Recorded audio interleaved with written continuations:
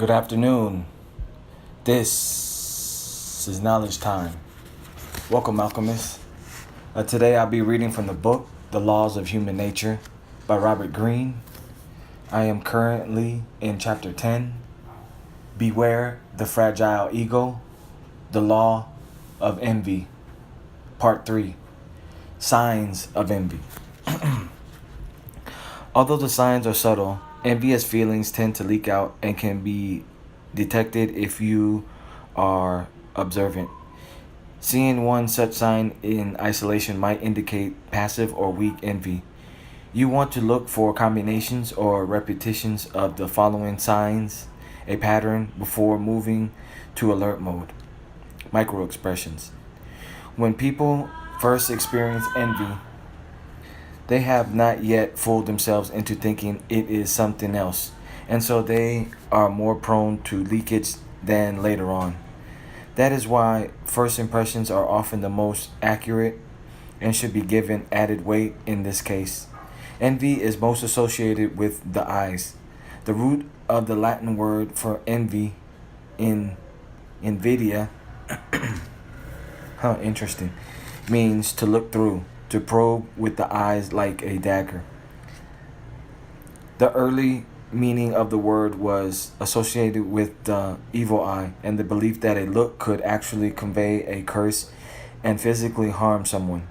The eyes are indeed a telling indicator, but the envious microexpressions affects the entire face. You will notice the envier's eyes momentarily boring into you with a look that suggests disdain and a touch of hostility.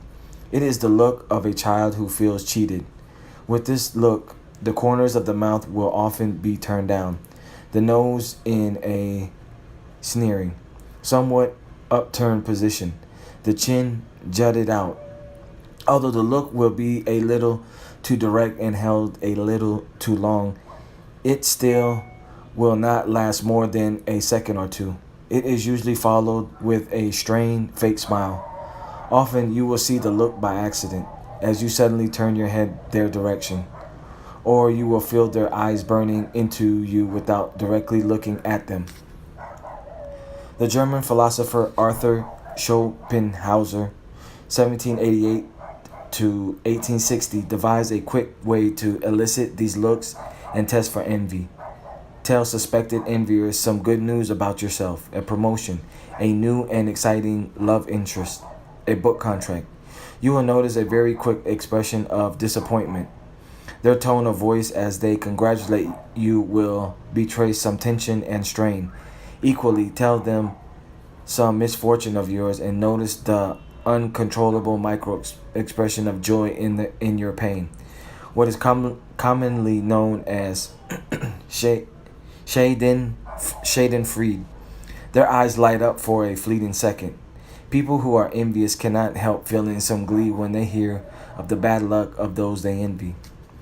If you see such looks in the first few encounters with someone, as Mary did with Jane, and they happen more than once, be on the lookout for a dangerous envier entering your life. Poisonous praise. A major envy attack is often preceded by a little envy bites, offhand comments expertly designed to get under your skin. Confusing, paradoxical praise is a common form of this. Let us say you have completed a project, a book, a film, some creative venture, and the initial response from the public is quite positive.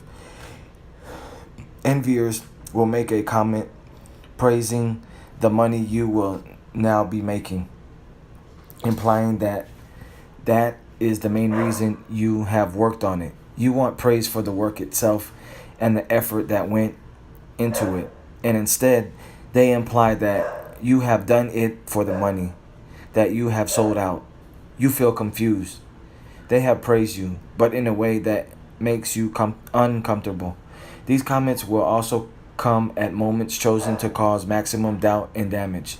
For instance, just when you have heard the good news and feel a flush of joy. Similarly, in noting your success, they may bring up the least likable parts of your audience. the kinds of fans or consumers who do not reflect well on you. Well, I'm sure Wall Street executives are going to love this.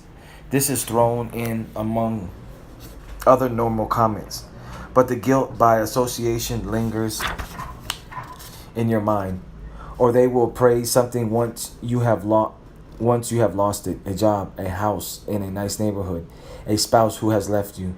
That that was such a beautiful house. What a shame. It's all said in a way that seems compassionate but has a discomforting effect. Poisonous praise also almost always indicates envy.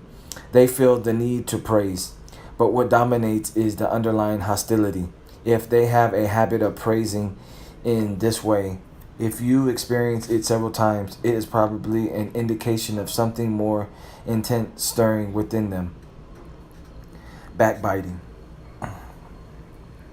If people like to gossip a lot, particularly about common acquaintances, you can be sure they will gossip about you.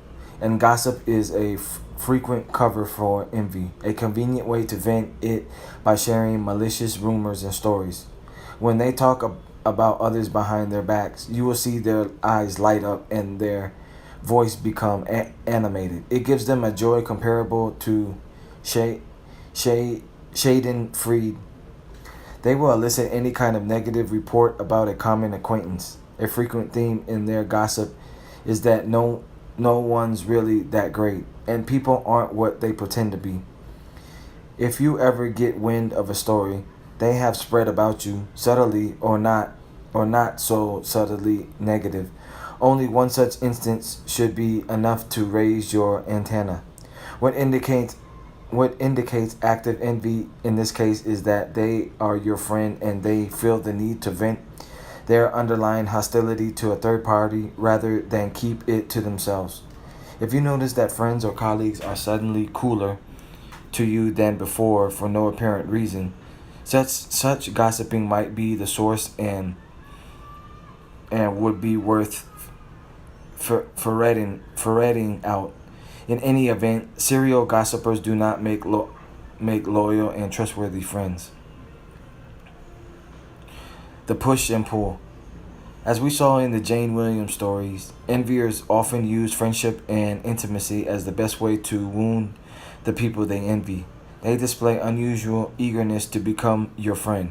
They saturate you with attention. If you are in any way insecure, this will have great effect. They praise you a little too effusively too early on. Through the closeness they established, they are able to gather material on you and find your weak points. Suddenly, after your emotions are engaged, they criticize you in pointed ways.